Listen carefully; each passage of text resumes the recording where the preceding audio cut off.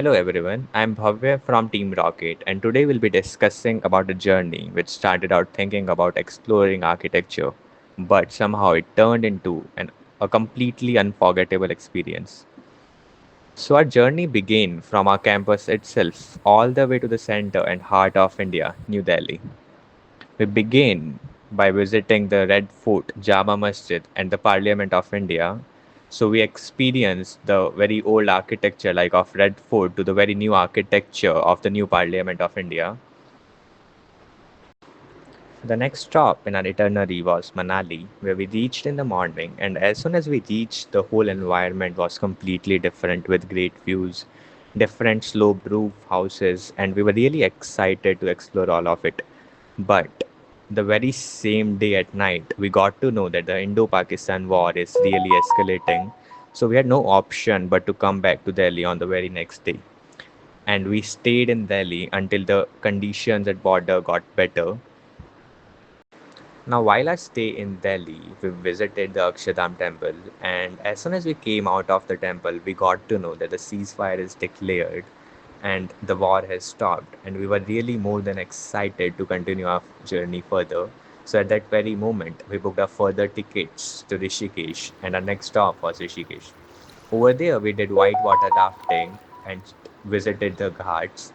The ghats in the evening were really peaceful and beautiful. The next day, we also took a short trip to Dev Prayag, where we saw the river Bhagirathi and Alaknanda meeting to form Ganga.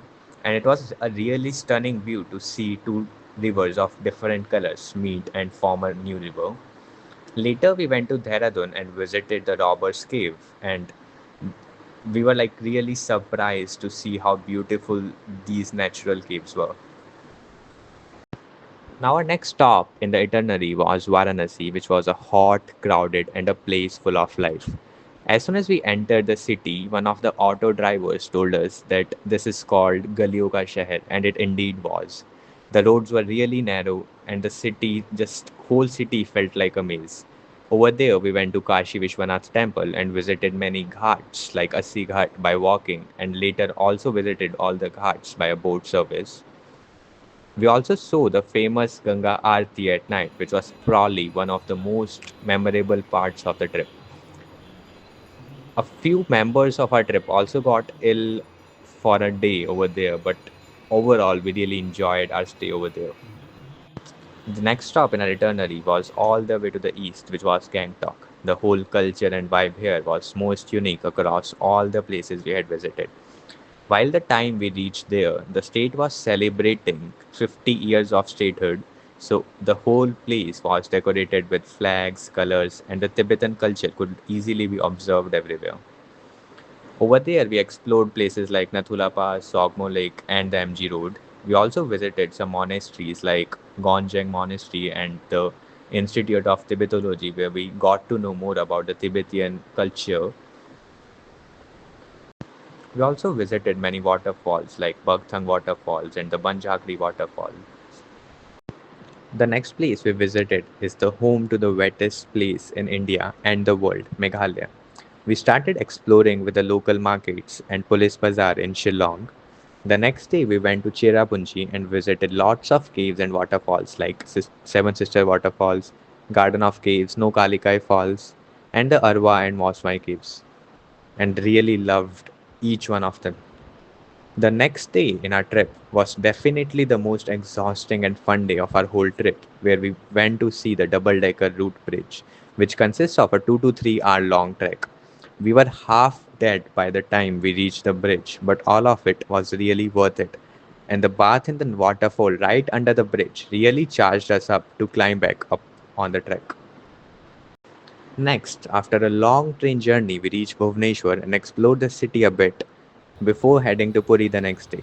In Puri, we visited the Jagannath Temple and the Konark Sun Temple, which is a UNESCO World Heritage Site. We were really stunned by how the time shown by the sundials at the Konark Sun Temple was so accurate. The next places in our itinerary were Vishakhapatnam and Chennai. Over there, we visited the local beaches and the famous submarine and aircraft museums. We also visited a lots of local temples over there, and the difference in architecture of the temples could be clearly seen. We got to know that the architecture of these temples is called the Dravidian architecture. The next place in our list was Pondicherry. So we began by exploring the White Town over there, which is known for its French style architecture. We also visited a few cafes and beaches over there. And the next day, we also visited Aura Villa and the Matri Mandir. The last stop on our trip was Kochi. We started in South Kochi, where we spent a peaceful afternoon kayaking through the backwaters. Next, we headed to Alepe and stayed on a houseboat, drifting through palm lined canals.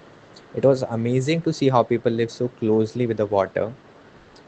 Next, we finished our trip in North Kochi near Fort Kochi, where we explored the beautiful old streets and visited a 5-year-old church.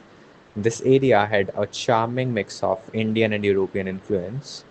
And this is how we peacefully ended our 42-day trip